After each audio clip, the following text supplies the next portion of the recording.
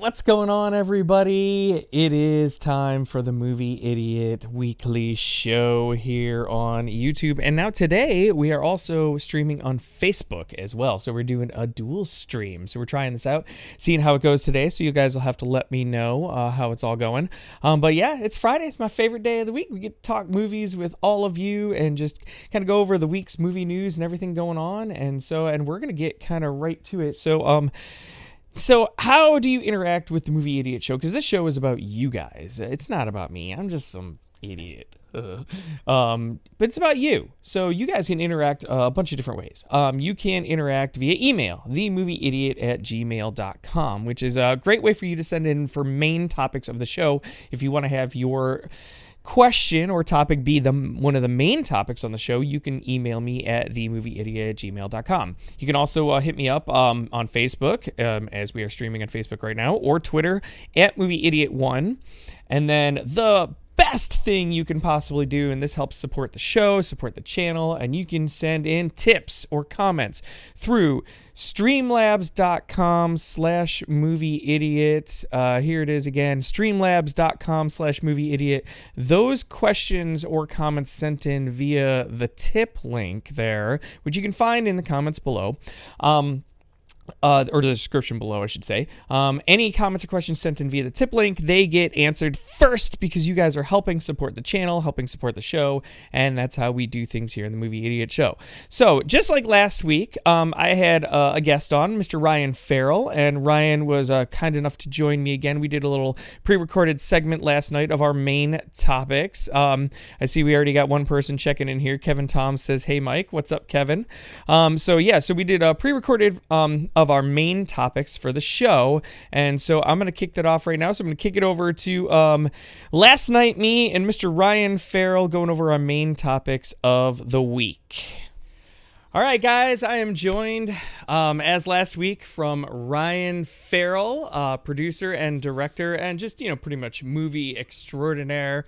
And he's going to kind of go over all of our main topics for this week, and we're just going to kind of jump right into that. So, Ryan, how are you doing, man? Oh, wonderful. It was a lovely week up here in Wisconsin. Awesome. Yeah. Actually, it was pretty warm out, so it was Yeah, kind of. I think we were outside every day. Dude. It's a wonderful thing. Very cool, man. Very cool. All right, we are going to jump right into the main topics here. So, starting off with main topic number 1, which is Cobra Kai moving to Netflix. So basically YouTube has jumped out of the scripted shows and Cobra Kai is moving to Netflix. The first 2 seasons will join the unaired 3rd season, which is going to debut on Netflix. So just right off the bat, Ryan, have you watched Cobra Kai? And what do you think about the news that kind of YouTube is backing out of the showscape, so to speak, and Netflix is picking this show up? What are your thoughts, man? Well, I'm super excited that Cobra Kai is moving because no, I have not watched it because I am not a YouTube Premium subscriber. Okay. So the fact that Cobra Kai is going to Netflix, I'm super excited because I have heard great things about it for the last 2.5 years. Mm-hmm. I actually know a couple people that literally only signed up for YouTube Premium just to watch Cobra Kai. I'm not of that thought, but Yeah. I actually did. I did that about a year ago. So, but to be honest, I got through season 1 and I only got a couple of episodes into season 2, so I haven't finished it yet. But I do have to say that I liked it. So I thought it was pretty good. Is it, original Karate Kid good? No, probably not, but I did like the angle of just of Johnny and him kind of being like the anti-hero type role, so to speak, So, but I thought it was pretty cool. But yeah, so dude, I would definitely check it out, man. But and it's just the exciting news of it for sure that it's finally moving to Netflix, and that's my excitement for it. Yeah. So what do you think about YouTube backing out of the kind of the shows? Like they were looking to, kind of be the, jumping into that stream, race, and it looks like they're backing out now. It looks like they're done. So Well, it was actually always the plan for YouTube. It was kind of their long term, like maybe 3-year plan. Mm-hmm. That in the beginning of 2020 they were going to back out of scripted and focus more on its ad based content. And I mean, really, the revenue in YouTube comes from ads. Yeah. So Yeah. whether you're a YouTube premium subscriber and you pay the $10 or whatever it is a month for YouTube premium, Mm-hmm. at the end of the day, their revenue from premium versus their revenue from ads, there's literally no comparison. So Yeah. really, it was for YouTube. They were never going to compete with Netflix or Amazon Prime or any of the larger streaming titans, as you might want to call them these days. Yeah. Yeah. Um, so it was never their intention to continue, where you had Amazon Prime and Netflix that were allocating billions of dollars to acquisition and licensing Mm-hmm. agreements and stuff. Whereas YouTube, they only ever had, I think they only ever operated with a couple 100 million, maybe at their largest point with their Yeah. budgets when it came to content and producing original content or acquiring content from film festivals. So yeah, they were just, I think they just wanted to test the waters and see what happened. And now they're just sticking to their original plan of, all right, we did it for 3 to 5 years.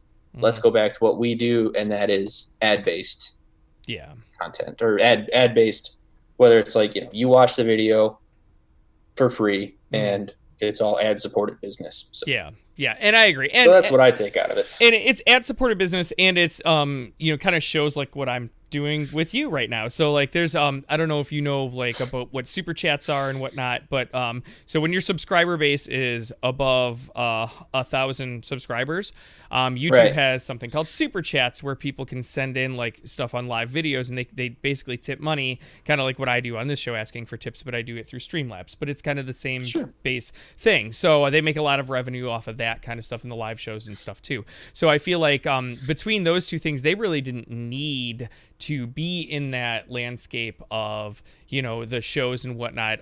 I thought it was a bold move. I thought it was a great idea when they did it, and it's like, hey, why not? And what a great show to start with. But in the end, I agree with you, kind of where it was probably never viably going to be a competition with like a Netflix or a Disney Plus or an HBO Max or something like that. So exactly. But anyway, what do you guys at home think? Let us know in the comments below your thoughts. Do you agree with YouTube backing out of the showscape a little bit, or do you think that they should have stuck with it and maybe tried to push some more content? Let us know in the comments below your thoughts on that, and we are going to get to our next topic. And the next topic is Doom Patrol Season 2. Doom Patrol Season 2 has now officially launched. Well, it's today. For you guys, you're going to be seeing this. It would have been yesterday. But today, Doom Patrol Season 2 launched. And I got to tell you, I've already seen the first 2 episodes of Doom Patrol Season 2. I absolutely love this show. It is an HBO Max or DC Universe show. So my question to you then, Ryan, is, do you subscribe to HBO Max or DC streaming? And if so, have you seen the show? And what do you think about it? Currently, do I subscribe? No. Okay. Should I? I do think HBO Max is probably in my future. Yeah. There's definitely a lot of product that it is going to offer. I think the Watchmen HBO series is also going to be on HBO Max, right? It is. It's on Or it there. already Yep. is. And I haven't seen that one yet, but it's definitely. I'm a on there. Watchmen fan. I would love to get on there and check out. I think Damon Lindelof did the Watchmen for HBO, so I'd like to check out his version of it. I'm a big fan of the Zack Snyder version. Yeah. So we'll see. But as far as Doom Patrol goes, man, that's all you. Whatever you got, because like it's a cool product, but I have seen none of it. So I got it. So have you seen Umbrella Academy? Have you ever watched that show on Netflix? Oh yeah. Okay. Yeah. Similar.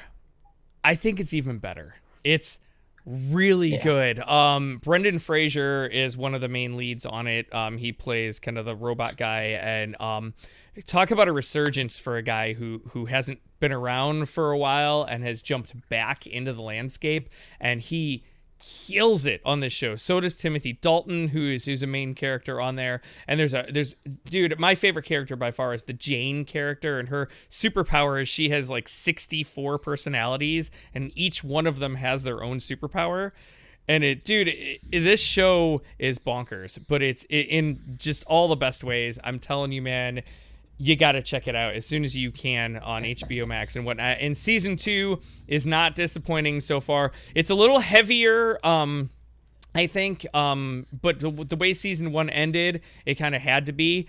But season 1 had a lot of heavy moments, and then there's one episode, and I'm not spoiling anything, and it's just there's just this moment, and it's unbelievably hilarious. And the whole show is really good, though. I definitely recommend it, but I also definitely want to say season 2 started off really well, and it's a good show, and I definitely recommend everybody to check it out, including you, man. So I hope you get a chance to check that out. And with that being said, I think it's probably a good time to move on to topic number 3, which is the big one, and that is Michael Keaton in talks to return as Batman for the Flashpoint movie, and the rumors are right now is that it will be the Flashpoint movie that he is returning for, and that particular trope that they're going to go for.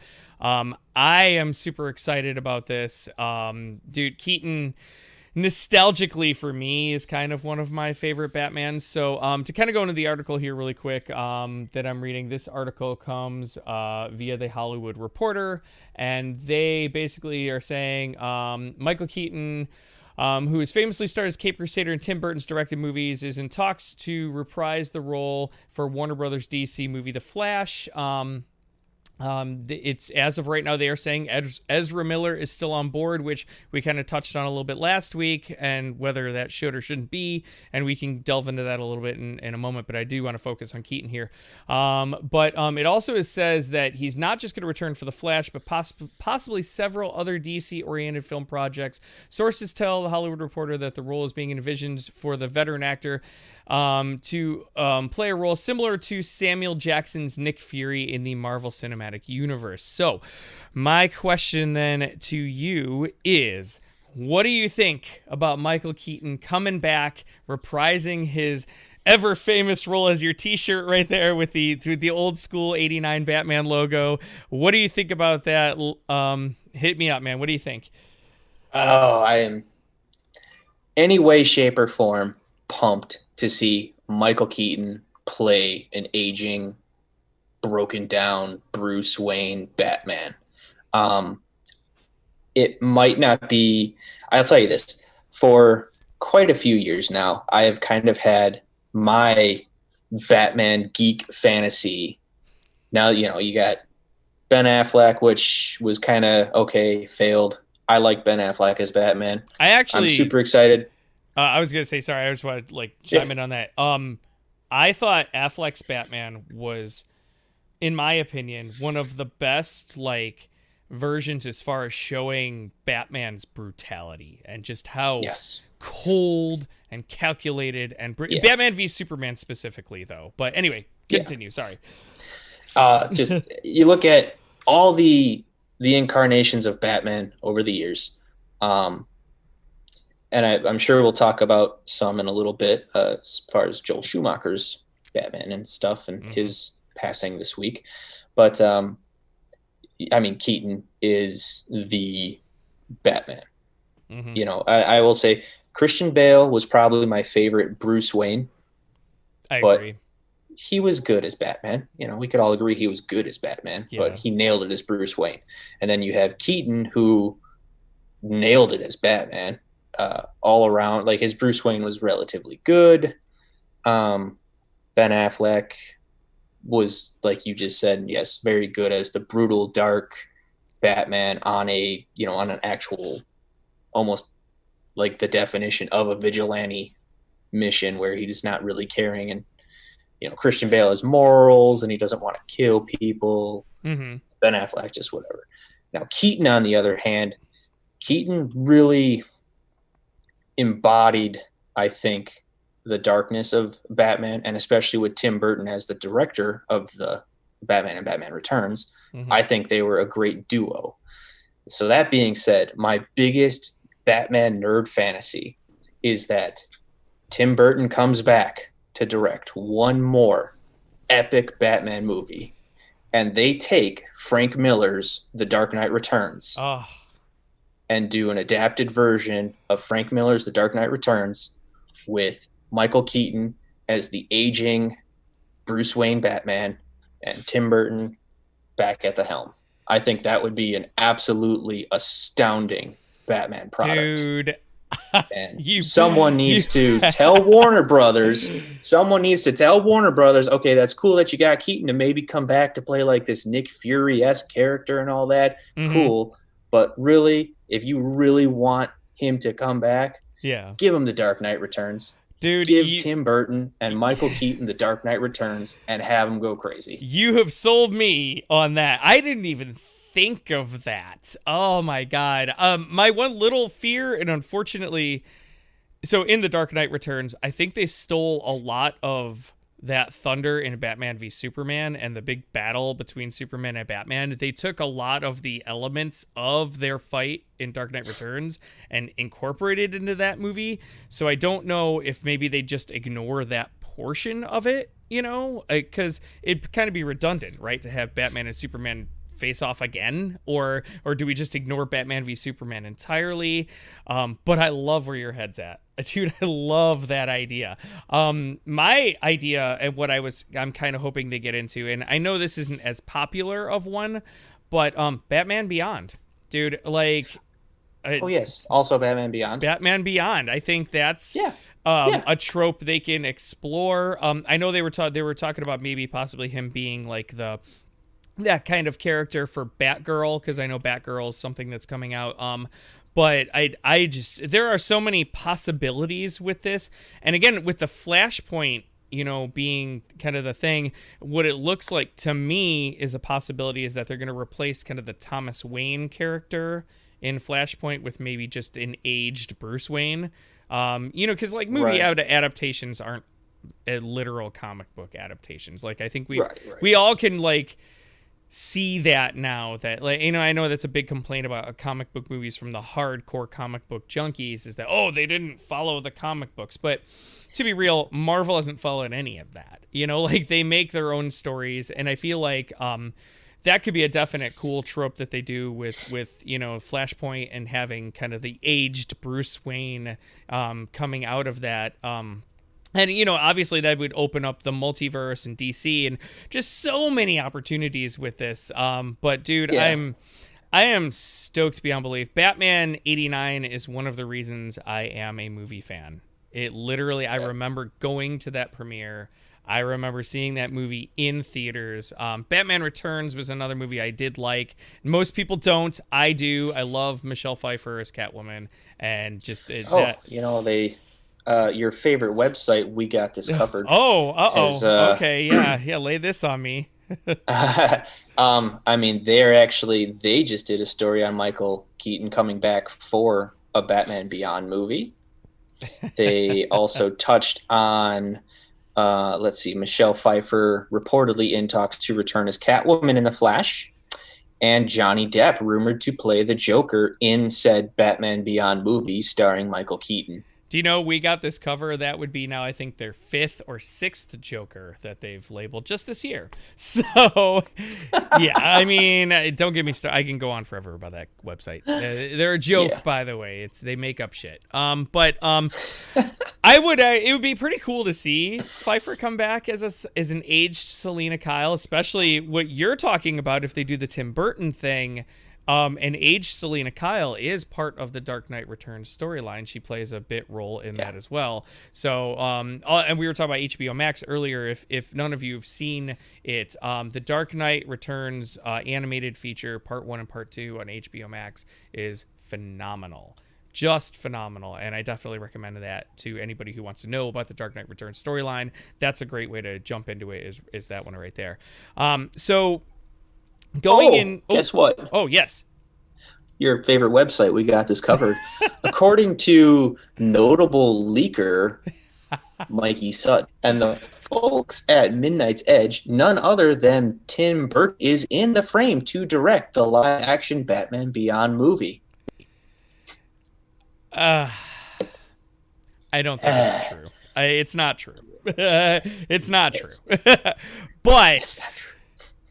I'd be down for it. I mean, it'd be cool, but like, yeah, that's not true. But anyway, so going back to the Flashpoint and the Flash movie and all that, that brings up the question then with Ezra Miller.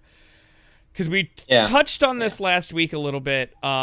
Ezra Miller, obviously, everybody's kind of seen that video where he grabbed a woman by the throat, and if you watch the video, people are like, he shoved her down. He helped her down. But you don't put your hands on people, period. Like, you just don't. And Warner Brothers is just a weird interaction. Yeah, and Warner Brothers has ignored this. Ezra Miller has ignored this. Nobody has said anything about this. And now, with this Keaton news that he's going to be in this Flash movie, and they're saying Ezra Miller is on board. So Ezra Miller, it seems to me that Warner Brothers is going to go on with him as the Flash. What are your thoughts on that? I really like Ezra Miller. He's an awesome young actor, and that was apparent.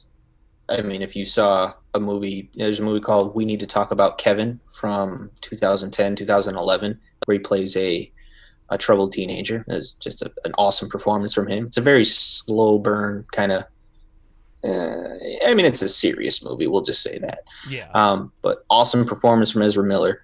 And then to go from that to Perks of Being a Wallflower, where he was once again just awesome in that movie. Mm-hmm.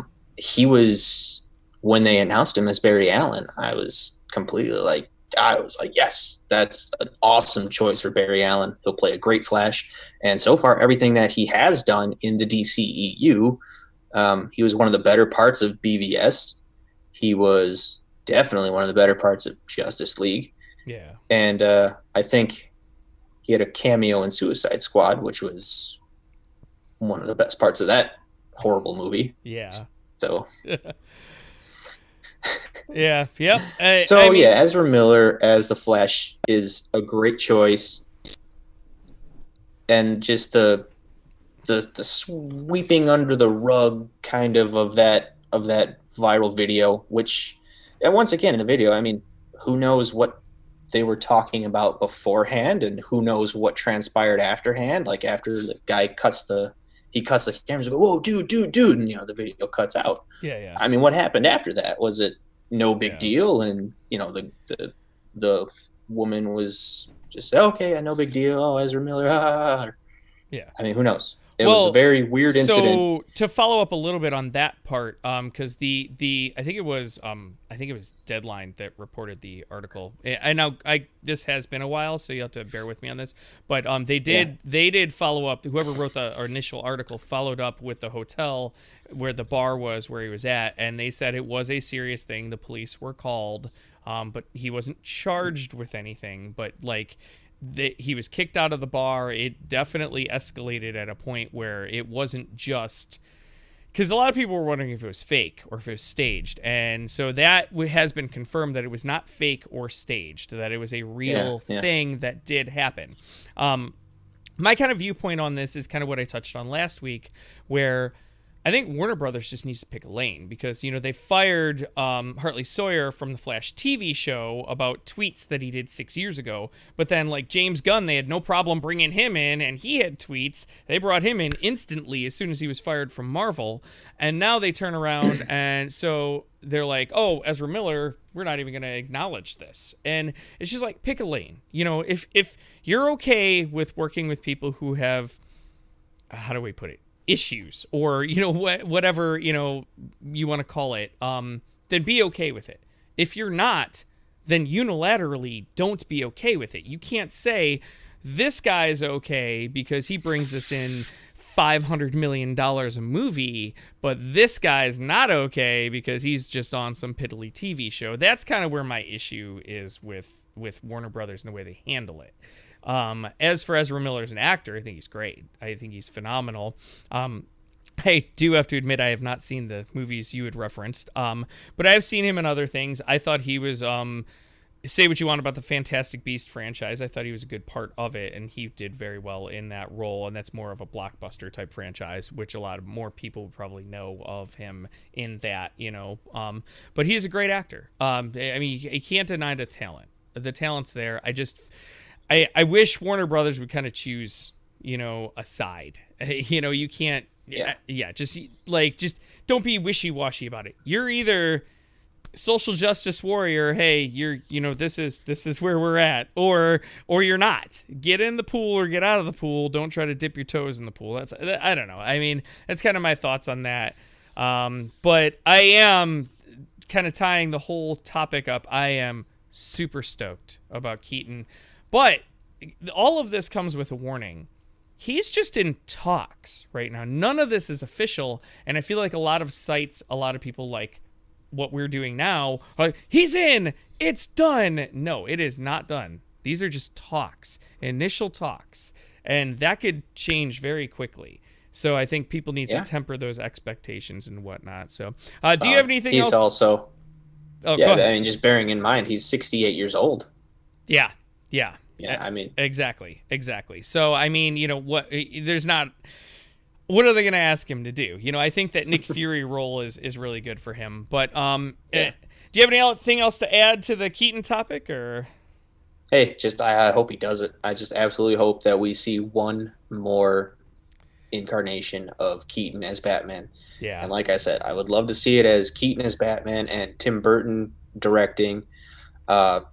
I guess if it's set in the Flashpoint universe, fine, because the Flashpoint universe is a good in for Warner Brothers to kind of take what they're doing with DC, because they're all over the map with DC too. With they have their Suicide, is like the next Suicide Squad movie. Is it a reboot or a sequel? Yeah. And nobody knows.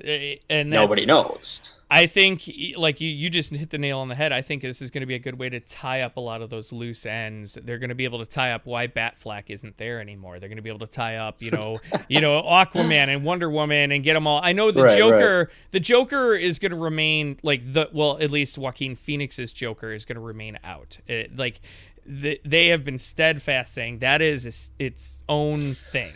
And it's not... but that's also the one thing about that movie that I was disappointed with is, in the end, spoiler alert for anyone who hasn't seen it, it was a Batman origin story. Kind of, I guess. Because Arthur Fleck causes all this mass chaos, and this guy is now standing out on the street, and we saw what Bruce Wayne leaves the theater, and we saw our sixth iteration of Bruce Wayne's parents dying. So, I mean, I never thought of it that way, really, because in that movie, that was such a. It was almost like they just glossed it. It was like, oh, and here's parents but why? But why? Yeah. But why, unless the only reason is to coax Joaquin Phoenix back to do Joker 2? Well, or here's is it a backdoor prequel to Matt Reeves' Batman? And then in the third movie, they'll have Robert Pattinson's Batman versus Joaquin's Joker. I don't think Joaquin's Joker is going to face that Batman. But you don't think so? Here's my theory. So I got a theory on this. Total theory and conjecture. It's not, but here's my theory. Right. Did you watch the Gotham TV series? No. Oh, okay. No, I have not. Well, let's back it. It's on Netflix now, though. Yeah, you should watch it. It's last season. Last season's a piece of shit, but the rest of it's actually pretty good. Anyway, in the comics, right? there are many iterations of the Joker. You have your like maniacal Joker, and then you have more of a reserved Joker, and then they have had different versions of the Joker, which you also see in the Gotham TV show. There are the kind of few different iterations of the Joker, and in the Gotham TV show, they did kind of a cool thing where the Joker started as this one guy who kind of spurred the idea, and then the ideologies then were picked up by the different iterations going forward.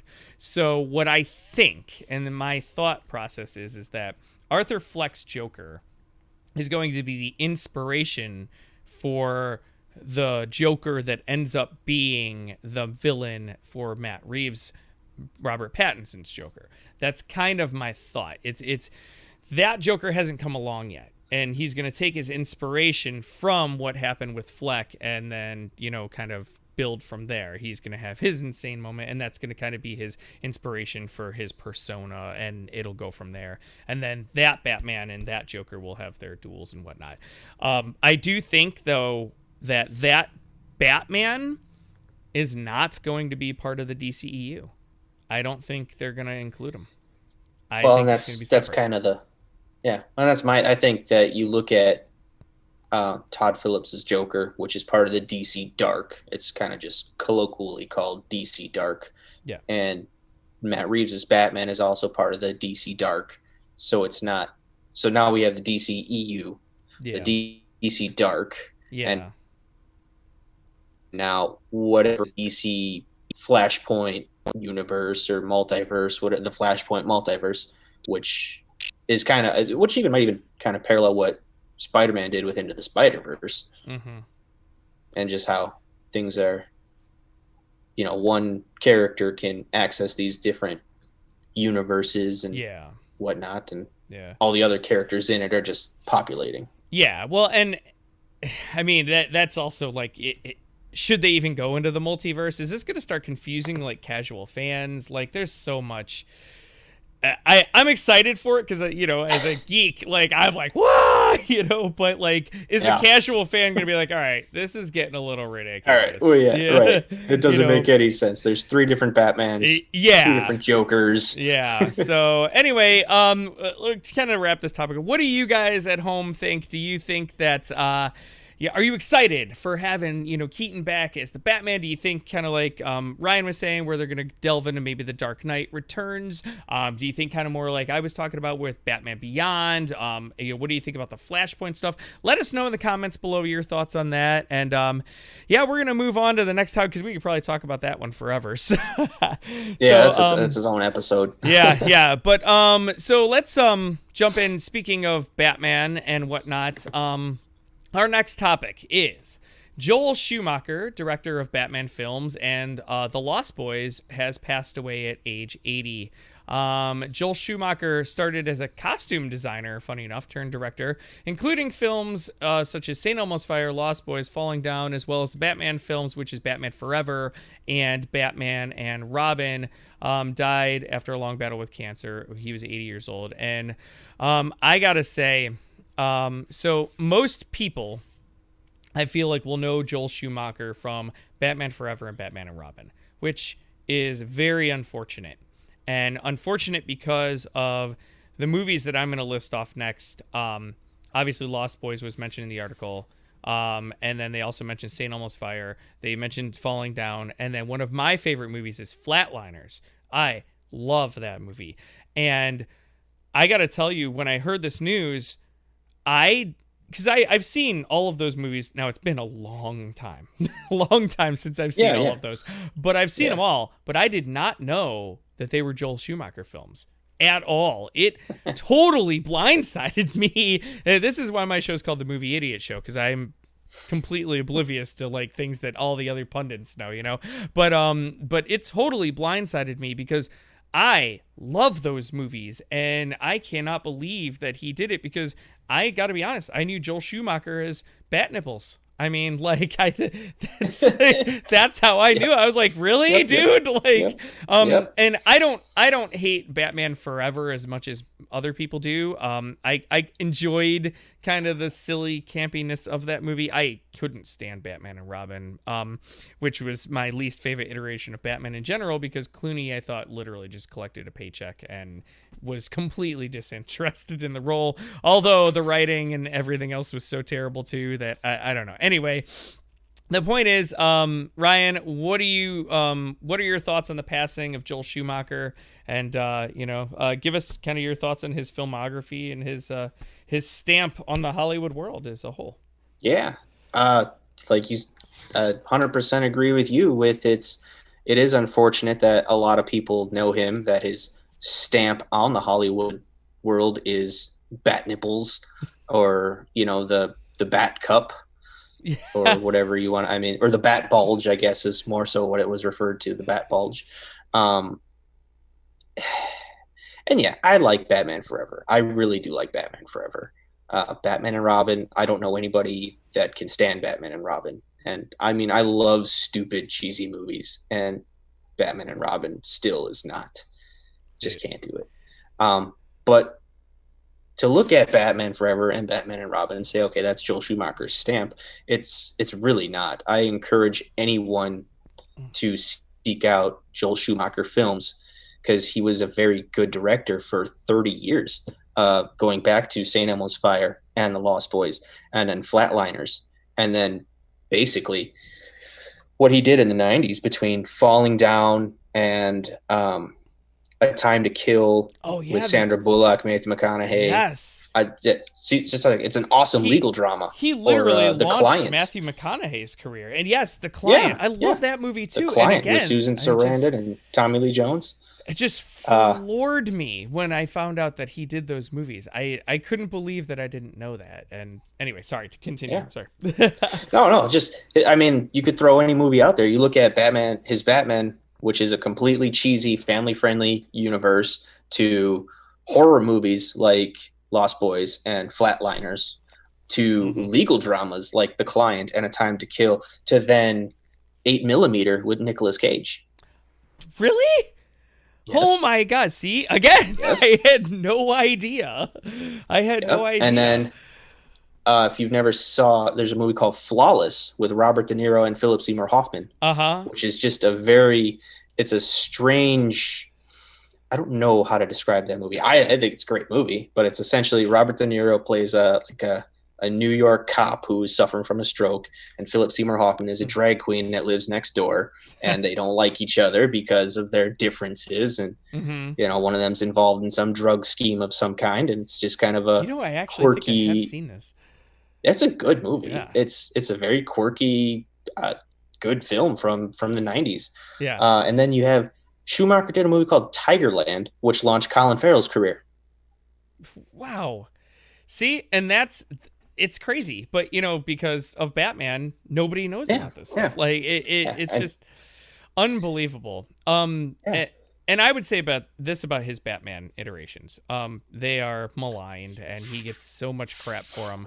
But I will say this: I think Joel Schumacher with Batman was directed by Warner Brothers because Burton's versions were so dark. I felt like they turned to him and said, "We want you to lighten this up. Get us more of the family audience. Get us more of the reveue." And I mean, Batman Forever made a lot of money. I want to say it made up in the $500 million range. And 500, $500 million worldwide. Yeah. So for its day, that's a lot of money. And I think he takes all that crap for that, but I don't think it was his fault. If they had turned around and said, "Hey, we want you to keep it similar to the dark tone that Burton had," I bet you he probably would have done that. I mean, if you watch Lost Boys is not a campy movie. Like Lost Boys is a dark. It's a very 80s movie, but I love that movie. It's so phenomenal. And what a great cast in that one too. I think there's the kind of, Kiefer Sutherland coming into his own. I mean, Kiefer Sutherland in both Lost Boys and Flatliners. Oh my God, dude, he was great in both. Thank you, Joel Schumacher, for those movies. Yeah, yes. Matthew McConaughey, thank you for A Time to Kill. Yes. Or Colin Farrell, who was in Tigerland, and actually the movie Phone Booth. is a Joel Schumacher movie. Holy shit! Really? Yeah, and See? Phone Booth came out the same year that a movie called. Did you remember Bad Company with Anthony Hopkins and Chris Rock? Yep. Yes. That was a Joel Schumacher movie. Dude, I am floored. I am floored right now. See, this is why like all the articles I read, they didn't even mention those, and I love those movies too. Yeah. I thought Phone Booth was a great movie. I mean, a lot of people kind of like poo-pooed on that one too, and I don't know why, but like I thought it was really good. But Yeah. but then again, I also like the movie that Ryan Reynolds did where he was stuck in a coffin the whole time. It's like Buried. So, yes, Buried. Yeah, and so I mean, I think now, funny enough, in those kind of movie tropes, the movie I didn't like was Locke, which was Tom Hardy. Yes, and he was in the car the whole time. Car with the guy on the phone. Yeah, I was like, this movie sucks, but I didn't work. It didn't work for me anyway. So I know a lot of people thought that was a good one. Anyway, I digress. I'm getting off the topic, but dude, I agree with you. Like Joel Schumacher's filmography speaks for itself, and I hope that people now in his passing realizes that. Some of those movies like we've been talking about with St. Elmo's Fire and Flatliners, and then a lot of movies you just brought up in the 90s that he did and all the careers he launched. I hope that people realize what his legacy actually is now and what he did for the Hollywood world and, movies in general. And this guy deserved, I hope that, when the Oscars do come along that maybe they give him an honorary or something like that because like he deserves it. Like that. Yeah. That filmography speaks for itself. So anyway, moving. Definitely watch Tiger. If you haven't seen Tigerland, I have not. It is a Vietnam War. Well, it's a Vietnam era war movie. It takes place in 1972, and Tigerland was the name of the final stage of infantry basic training. Okay. So Colin Farrell plays kind of this draftee who's he's good at getting people out of the military. Yeah. So you saw Colin Farrell, who was still an Irish actor at the time. He got cast in the movie and they paid him. I mean, they paid him peanuts to be in the movie. I think his salary was like 10 grand or something like that. Oh, geez. It was nothing. Yeah. And Tigerland was also one of the first movies that made a look out of kind of like really low budget mini DV cinematography. Okay. So it came out in 2000. It was, not very financially successful, but it's an awesome movie and, launched Colin Farrell's career to, what he is now. Yeah. Yeah. Schumacher was just a constant presence, and he just made any movie that he wanted to. He didn't have any certain niche that he followed. He did horror movies. He did legal dramas, Tigerland, which is historical, Phone Booth, which is kind of your claustrophobic thriller. Yeah. He did the 2004 version of The Phantom of the Opera with Gerard Butler. Really?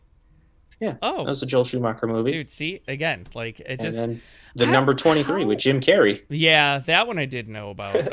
Not critically acclaimed per se, but right. I still enjoyed it. But yeah. So, dude, yeah, I mean that filmography is amazing, and I really wish this guy in life would have had the recognition that he deserved because that is such great films.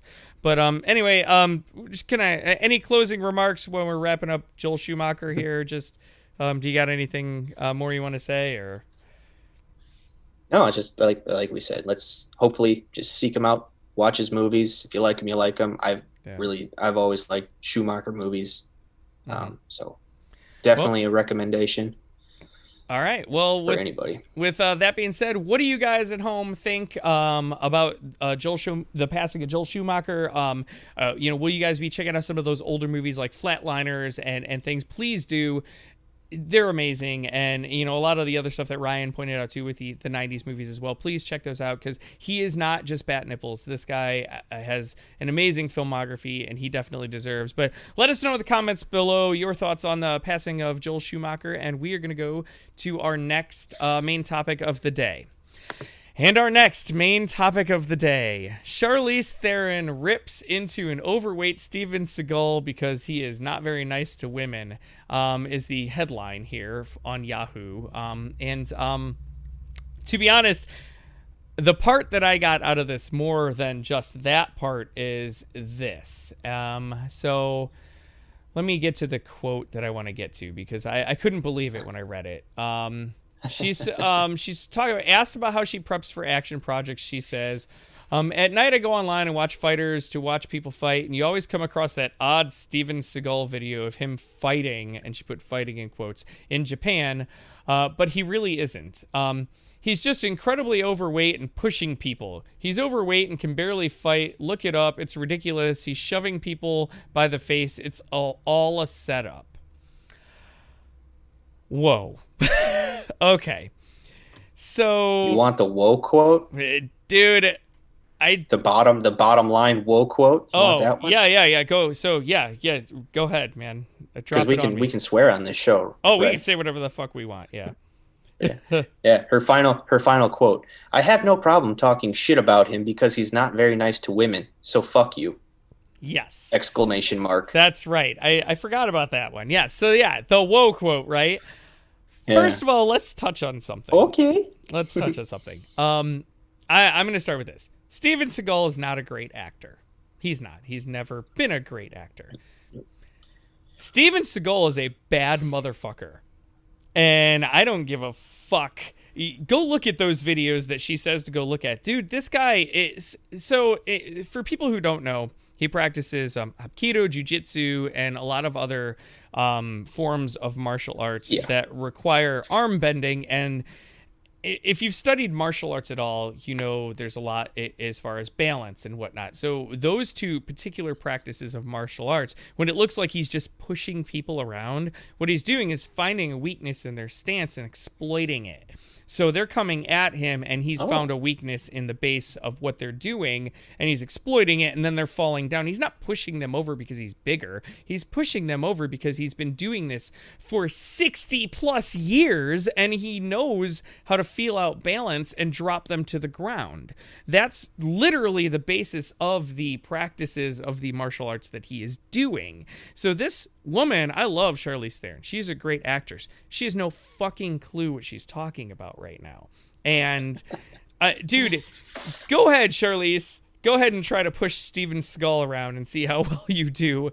So my question to you, Ryan, I got a little heated about that, but she's talking out of her ass, but that's my opinion. So what is your opinion on Charlize Theron calling out Steven Seagal as overweight and not very good at fighting? What do you think? It's just a publicity stunt for her new movie.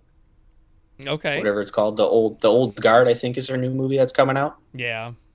It looks good. You know, the funny thing is in reading these articles, I didn't even realize that that's what she was doing. She was promoting a new movie. I didn't even know. Because I got so caught up in the quote and her calling out Seagal that I didn't even realize. So, like, what's the new movie about? I don't even know. It's an action movie about some old spies and some new spies, and they get together and do a mission. I don't know what it's about. It's Charlize Theron dressed in black, kicking ass. So, which, hey, awesome. You know, like I liked what's the Aeon Flux Atomic movie? Blonde. Atomic Blonde too. Yeah, but going back farther was the Flux. Yeah, Atomic Blonde is really good too. But don't get me wrong. I love seeing Charlize Theron kick some ass. It's great. But and she is Immortal Mercenaries. That's what they are.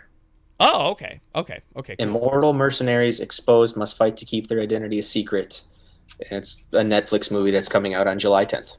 Okay, so straight to Netflix movie, which is always kind of hit or miss anyway. But she, dude, like, she's an Academy Award winning actress, and she's great. But I just, every time somebody does this stuff, I think you're right. I think it probably is more of a publicity stunt. It has to be, because she's wrong. I'm sorry, she's just wrong. That's like coming out and saying Jet Li is a terrible martial artist, or Jackie Chan doesn't know what he's doing.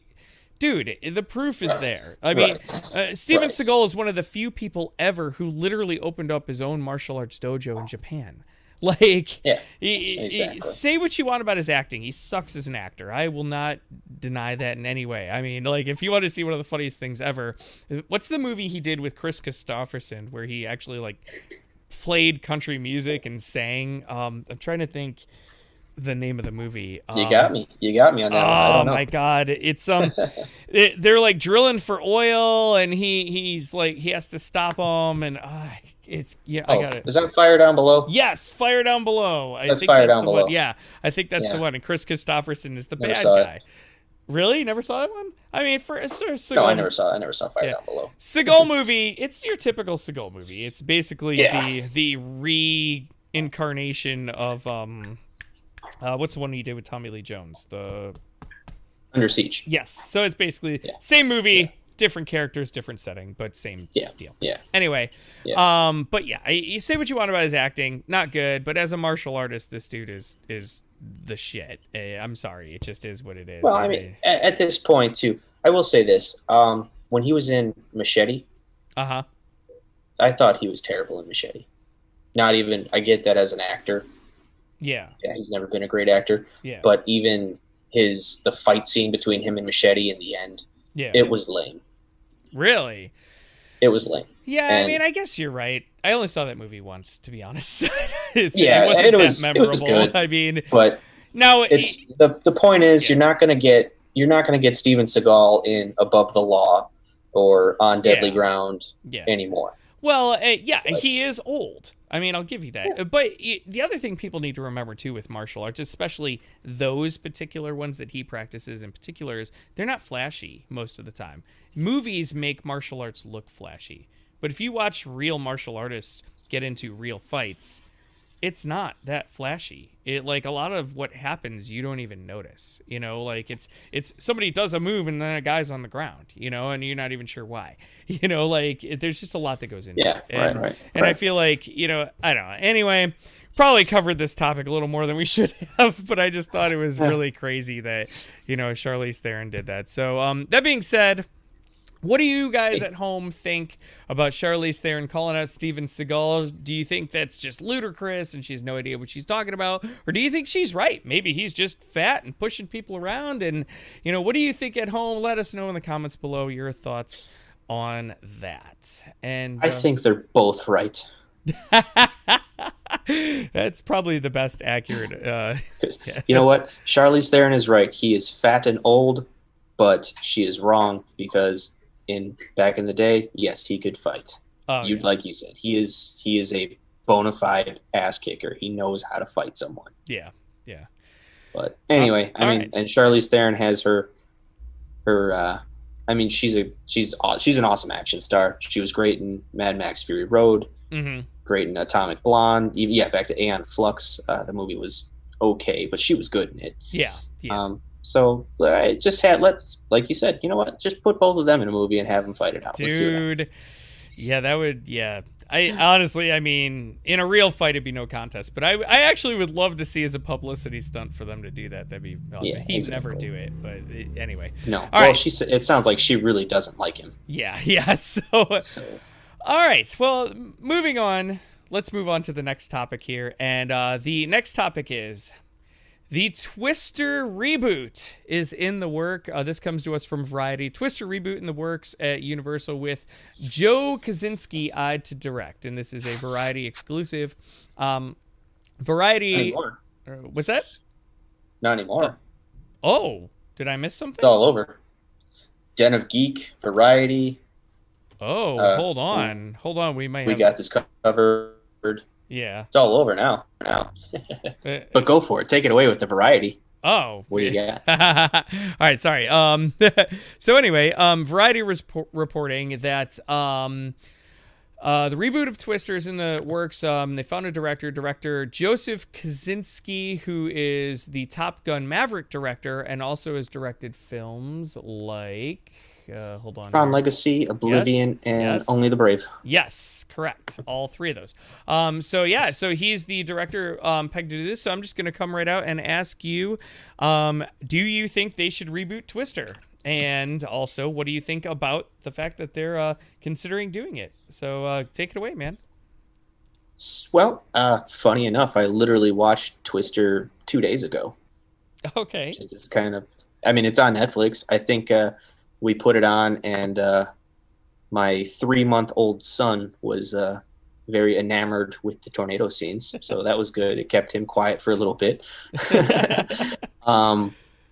Look, Twister is whatever you want to call it. Is it a staple of 90s blockbusters, or is it just one of those really corny, cheesy popcorn movies that should be forgotten? What's your take? Well, dude, funny enough, and I might get skewered for this viewpoint, but I think it's iconic. I think it stands alone in kind of the first in a domino effect of what we call the disaster movie, right? Like it is. Yeah. And Helen Hunt obviously is a great actress as well, and so is it was Bill Pullman, right? Bill Pullman. Yeah. Bill Pullman and Helen Hunt. I mean, so those two alone, but a young Philip Seymour Hoffman is also in this movie as well. Yes. And I think the movie is iconic for what it was. It was the visual effects, kind of that early visual effects, along with like Independence Day and some of those movies that made you go, wow, holy shit. And the game stepped up. And it was that first domino in a long list of movies that ended up coming out where it's that, all the disaster movies and everything that followed, I feel anyway, started with Twister. And it really was kind of that first foray into all of those type of movies. So for me, and I also I was 15, like it was like this cool ass, holy shit, that tornado is tearing into stuff. And you got a lot of great quotes, we've got cows. I mean, like, there's just so many great quotes. So I don't know, what do you think, man? Do you see it as kind of that iconic type movie? What do you think about Twister? Oh yeah, absolutely. Twister's absolutely iconic. And same thing. It was one of those movies where, I think, my dad rented it on VHS and me and my cousin watched it just on like every day. We're like, oh, gotta watch Twister again. And it was like, it never got old. And now to this day, like I said, I watched it 2 days ago. Yeah. And yes, I can totally admit that it is absolutely 100% a cheesy, like, I don't want to say Bill Paxton. Bill Paxton, yeah. Sorry, I messed that up. Yeah. It's not one of his best career performances. I think he has many performances in his career that are much better than Twister. I think Twister was more of a like, hey, come on, do this movie, and he just kind of showed up. Yeah. Helen Hunt, she was good for sure, but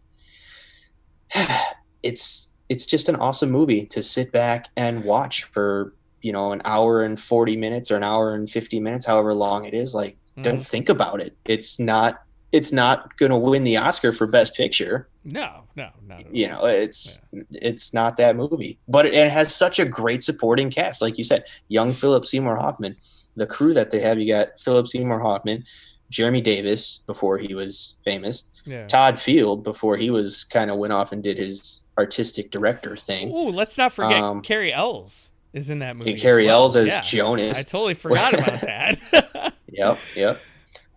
Jonas as the douchey competition tornado chaser who's got the budget or who got the grant, and they're like, you got Bill Paxton and his indie crew of storm chasers, and Carrie Ells is all fancy. And let's be honest, his scene when he finally eats shit is it's just, I feel bad for the driver. I don't feel bad for him.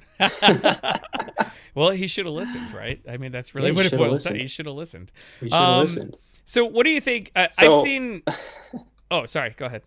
As a remake, I mean, do we really need a remake of Twister? No. So... Would you see it? Oh, yeah. I would see it. So that's the big question, right? And that's kind of what I'm seeing on social media is people like, no, you're gonna ruin Twister. Well, I have this theory, and it's a theory that I've heard from a different film pundit, but I really like it because it really encapsulates how I feel about remakes. The original movie is always going to be there. Remaking a movie doesn't get rid of that original movie, and in fact, remakes. And it's been proven when a remake comes out, reboot comes out, the viewing numbers for the original jump up exponentially. So it actually causes people to go see the original movie in one way, shape, or form. So for me, I think any remake is fine because it's going to boost the numbers of the original. People are going to go see it anyway. And if the remake is terrible, the original is still there. It's not going anywhere. Exactly. It doesn't change it. It doesn't make it bad all of a sudden. You can't go, oh, well, shit, now I can't watch the original, Twister or whatever it is because, this terrible movie came out. So I think go for it. That's kind of my theory on it always. Go for it, man. And then if they do remake it and it's great, then you have two versions of the same movie that you love. For me, the first movie that always comes to mind when I think of that is Evil Dead. I liked both versions. I liked Evil Dead and I liked the remake. I think they're both amazing. That's just me, my personal opinion. And they're amazing in different ways. Yes. And so you have Sam Raimi's his Evil Dead is more, I don't want to say lighthearted because it's a it's a scary movie, but it's Evil Dead 2 got horror. more. Evil Dead 2 got a little more. It's just the weird horror comedy blend. And then you have Fede Alvarez, his Evil Dead remake, which was just insane and buckets of blood everywhere. Dude, that tongue scene, crazy. Oh man, I think that movie actually holds the record for the most amount of fake blood ever used in a movie. Really? I thought it was the one where the dude strapped a lawnmower to his chest. I can never remember the name of it, but he literally, it's like a zombie movie. He straps a lawnmower to his chest and he runs around and he's chopping people up. It's a pretty old one. I have to look up the name. I can't remember the name of it, but it is phenomenal. If you've terrible but phenomenal. But anyway, so for me, I would like to see the Twister remake just simply because the visual effects now are so much better. Don't get me wrong. For its time, Twister's visual effects were really good. But now to see a VFX of, what they can do now with it, I think is going to be phenomenal. Plus, it'd be kind of cool to see Storm Chasers with today's technology. How is it advanced? I think that'd be kind of a cool, thing that they can do with it as well. So anyway, so any closing thoughts on the Twister reboot do you have? It's a very fresh thing. So I guess it was a variety exclusive. And then by the end of the day, just everyone's picked up and put their version on it that, according to some people or some sources, Joseph Kosinski is already attached to direct. Other ones, they're eyeing Joseph Kosinski. Yeah. They're kind of thinking about doing it. They're kind of not thinking about doing it. Yeah. If Joseph Kosinski does it, though, it's bound to be a well thought out movie. I've really enjoyed his filmography so far. And I think Top Gun 2 looks very good. So I am very excited for that movie. And also, I am one of the people who unabashedly loves Tron Legacy.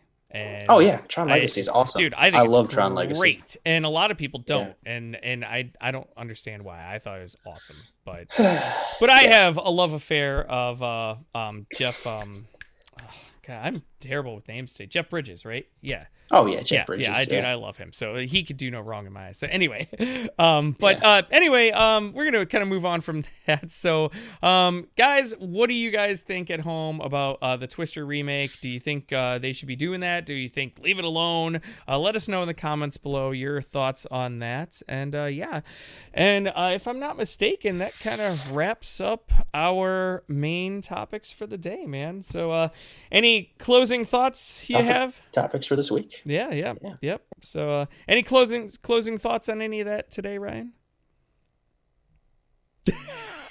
Okay. No, we covered it all. I threw you off. Actually, at the end of the day, let's just give Joel Schumacher a shot. That's all we got to say about that. Yeah. And just I'm so excited for Keaton to come back. Dude, yes. Whatever it is, just make it happen. I can't wait. I really can't wait. That's going to be awesome, man. All right. Well, thank you. All right. Thank you for stopping in on the show again. I appreciate it, man. And we will talk to you next time. Take care. All right. See you later, man. Yeah. All right, so that was yesterday's interview with Mr. Ryan Farrell, again, going over our main topics of the week. And I want to thank Ryan again for coming on to the show. He kills it, dude. Ryan, his movie knowledge is unbelievable. So thanks, Ryan, again for coming on the show. And that brings us to the next part of our show today. So the next part of the show, of course, are the tip topics. Tip topics from you guys, the viewers. And you probably are asking yourself right now, hey, Mike, how do I send in a tip topic? Well, I'm glad you asked because it's right here. You send in your question and comments to streamlabs.com/themovieidiot. And if you send in tip topics, your topics and comments are first in line to be viewed and read on the show. So that's how we do it every week. And we're going to kick that off with tip topic number 1. And tip topic number 1 is from, well, just username sent in a $1 tip, and they said, hey, Mike, have you heard that Tenet has been pushed back to August 12th? Well, username, I have heard. This is very brand new news. Came out about 15 hours ago. Actually, it just hit yes. So after all of this, Nolan has been saying, we're not going to push back Tenet. We're going to hold that date. And then they pushed back Tenet for 2 weeks. 2 weeks. So they were going to go with that July 31st date. Well, with cases of COVID rising all over the country, they have now pushed it back another, I think it's 2.5 weeks or something like that. It's coming out August 12th, if I'm not mistaken. August, is that what the tip topics are? Tip topic. Yes, August 12th. So they're pushing Tenet off to August 12th. What does that mean? It means that they're not as confident that theaters are going to open on time, is what it means. And this is show business, my friends. Show business. It's not show fun. And they need to make money. And so Warner Brothers needs to make money off of this big tentpole film. Nolan films are tentpole films. They need to get and maximize their profits. So in spite of what Nolan wants, Warner Brothers probably cracked the whip and said, nope, sorry, friend. We are moving this back to August 12th. And I think that it's not what I want to see, but I think that it's the right move by Warner Brothers. They needed to do that just because I think they have to maximize the amount of profit they can pull in. I mean, there's a possibility that this movie can make almost $1 billion. And you can't do that if nobody's able to go out to the theaters. So I think it was the right move. It's unfortunate. It makes me so sad because I want to watch movies again. But I think it's the right move. But what do you guys think? Do you think that it was the right move by Warner Brothers to move Tenet back 2 weeks? Or do you think I'm an idiot and they should release it now? Let me know in the comments below your guys' thoughts on that. And again, you could also send in a tip topic and ask about it as well. So, and that gives, we actually had two tip topics this week. So I'm very excited about that. First week I've ever had 2 tip topics. And the second tip topic is from my guy, Del Mackey. And Del Mackey tipped me $3. Thank you, Del. Appreciate that. Del says, hey, buddy. Hope all is well. Didn't really have a topic, so I'll just ask this. Have you heard that Chuck E. Cheese is going under? Keep up the great show. Well, Del, not movie related, but you can send in tip topics about whatever you want, I suppose. And Del, I have not heard that Chuck E. Cheese is going under, but if that is the case, then I'm very sad. It's a sad day in this world if Chuck E. Cheese is going bye-byes, and I wouldn't want to see that. So hopefully Chuck E. Cheese will find a way to pull through.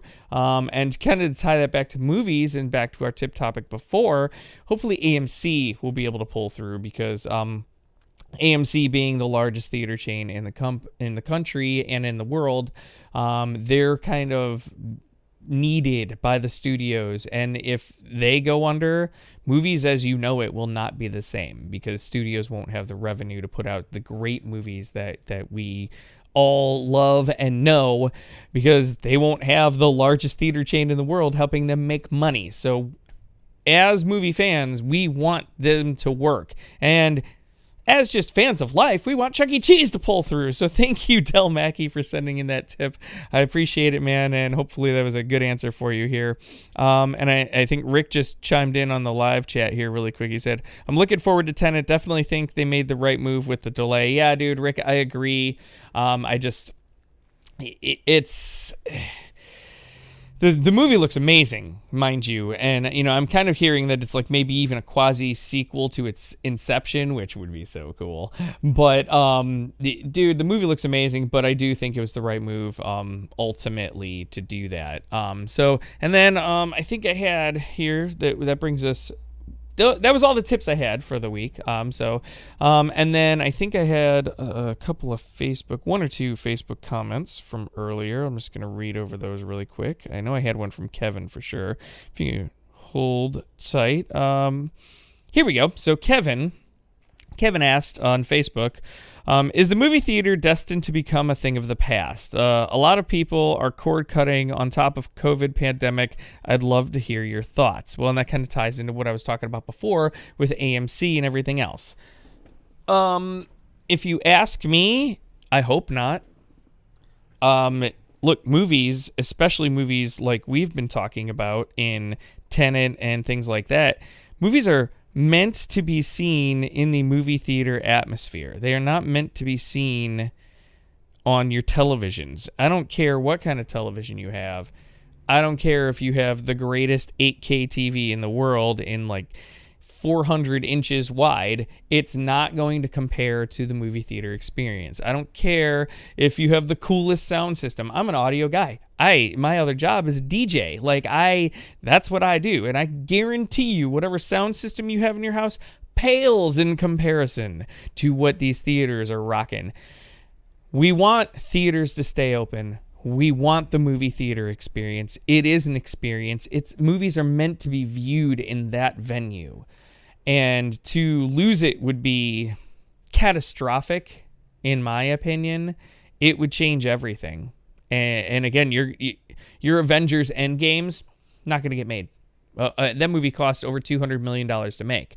You're not going to see that. If they shut down the theater experience, all of that will go away, and it would just be a crying shame. It would make me very sad. So I'm really hoping that that is not the case, and I really hope that they're going to be able to pull through this, and I think it's going to happen. And there have been rumors too that like the studios may pull together and kind of bail out AMC, and there's also been a rumor that Amazon may come in and buy AMC. So it's possible that AMC might get saved. But that to answer your question, Kevin, if AMC goes down, I think the movie theater experience is really going to take a hit, and it's going to change everything. And hopefully that does not happen, in my opinion. I definitely don't want to see it. So that's kind of the long answer to your question, man.